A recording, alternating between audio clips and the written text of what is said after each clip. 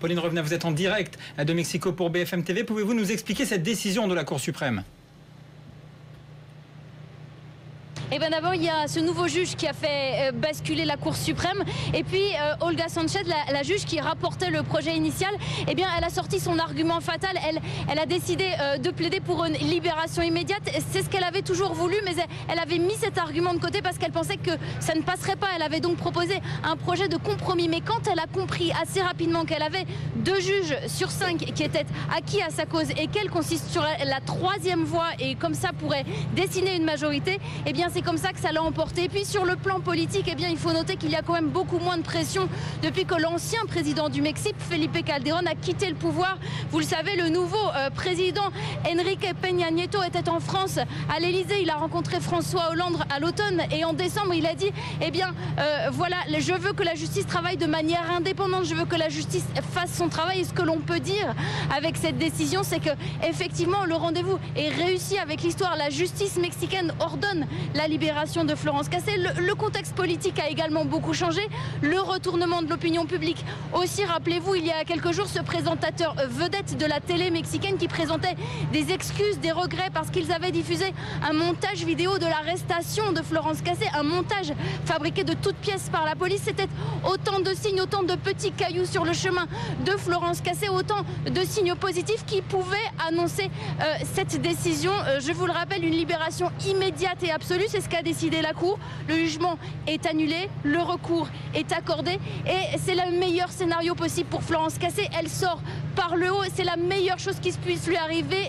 2603 jours de détention pour Florence Cassé. Tous les regards convergent maintenant vers la prison de Tepepan. Je vous le disais, son avocat Franck Berton est en route, comme pas mal de ses proches. Elle est aux côtés de son père et évidemment, voilà ce que l'on attend dans les prochaines heures. Alors, sur le plan administratif, effectivement, il y a des formalités à régler. Il faut qu'elle retrouve son passeport.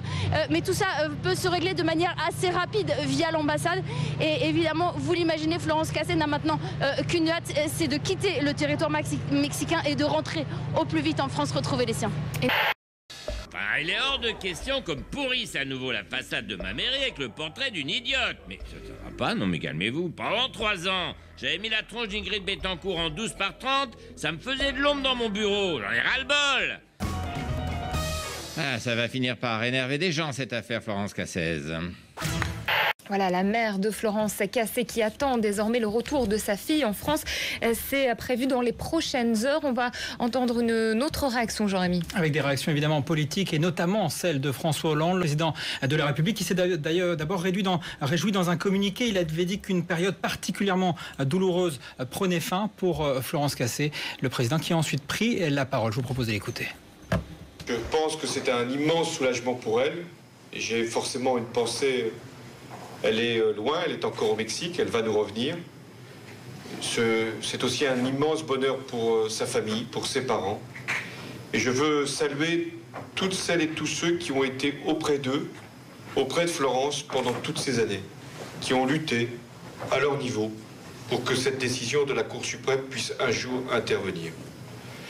Je veux aussi lui dire qu'elle sera accueillie ici avec tout le soutien nécessaire.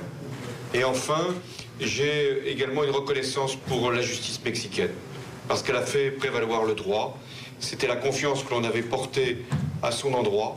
Et aujourd'hui, nous pouvons dire qu'entre la France et le Mexique, nous avons les meilleures relations qu'il soit possible d'établir.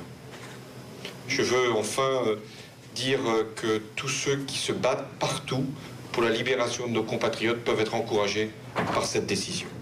Florence, vous êtes la bienvenue dans votre pays.